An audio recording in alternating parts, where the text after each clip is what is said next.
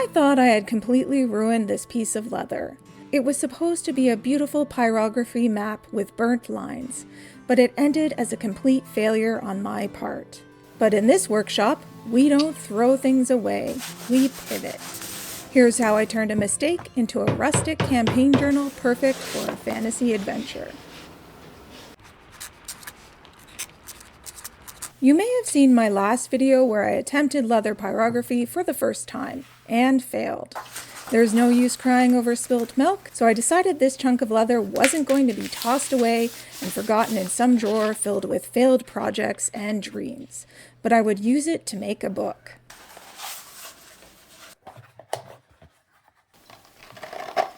I find the best course of action when a project goes wrong is to somehow make the failure look intentional, as if I intended for this map to be a beat-up piece of old leather all along.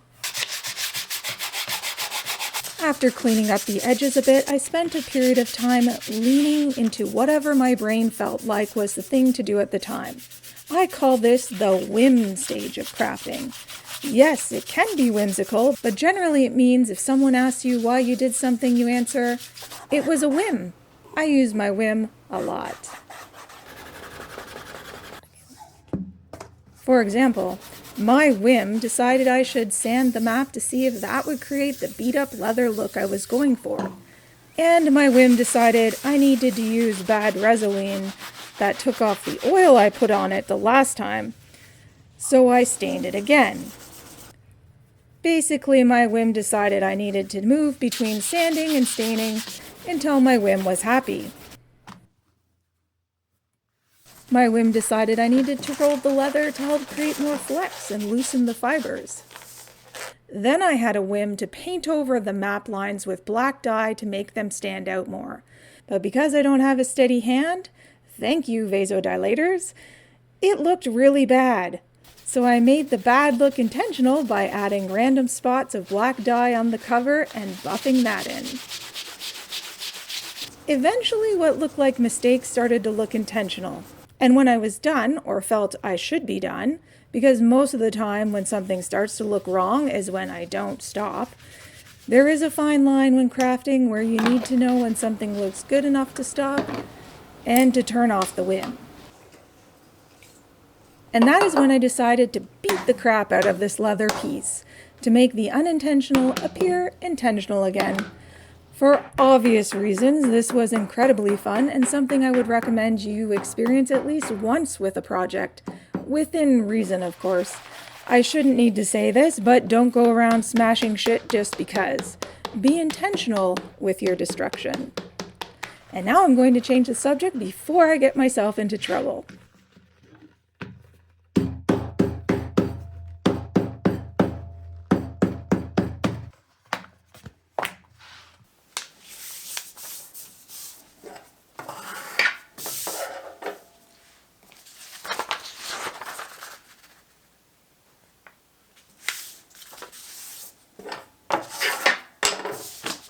Since this was going to be a book for some planstering, I needed to create a template for the stitching holes and decide on how many signatures I would need to make.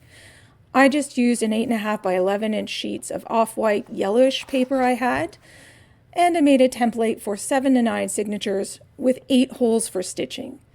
Each hole was around 1/4 of an inch or 1/2 centimeter apart. I spent some time designing and printing off my own dotted paper for this book. I'm going to set up a Ko-Fi or something if you're interested in downloading the files. They will be free, and I'll post a link below and to my community tab when that is available.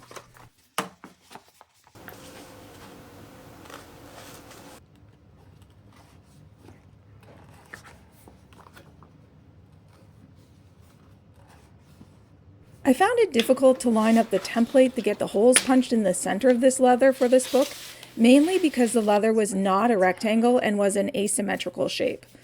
I taped the template down and prayed to the craft gods that I hadn't just punched a bunch of holes in the wrong spot.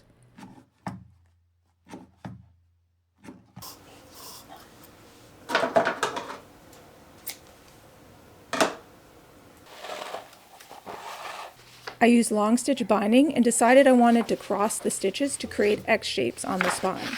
That took way more brain power than I wanted to spend on this project. And I went from trying to stitch 2 signatures at once to 1 signature at a time and just alternating which holes I was going in and out of. Both techniques worked fine, but I think it just depends on whether you want to be frustrated dealing with sewing 2 signatures at once, or if you want to be frustrated trying to find the correct hole in the leather with your needle for the stitch you're trying to make. This was more of a learning exercise for myself to see if I could figure this decorative stitching technique out.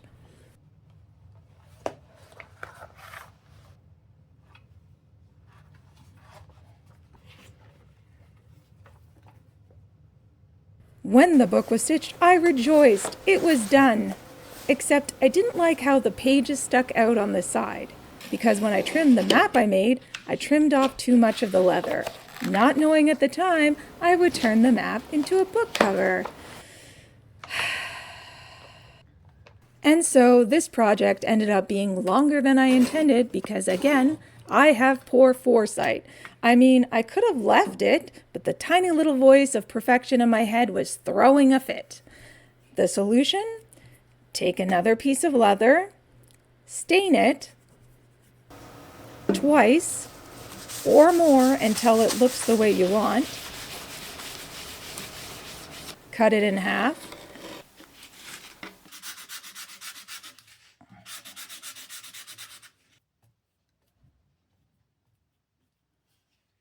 glue each half to the front and back of the book,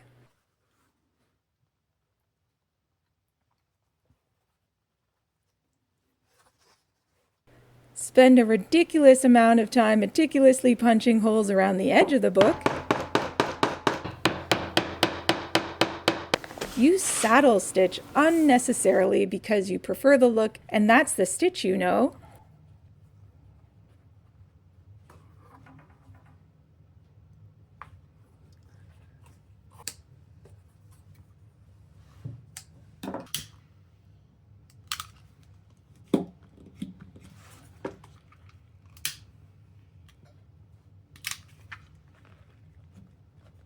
trim off the edges, round the corners, sand the crap out of it so it appears more organic,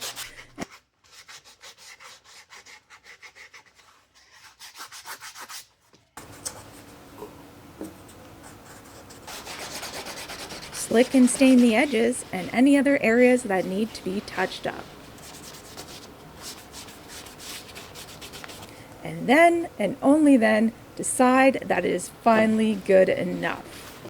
And also be super excited because this book has pockets. Thank you for joining me on this journey.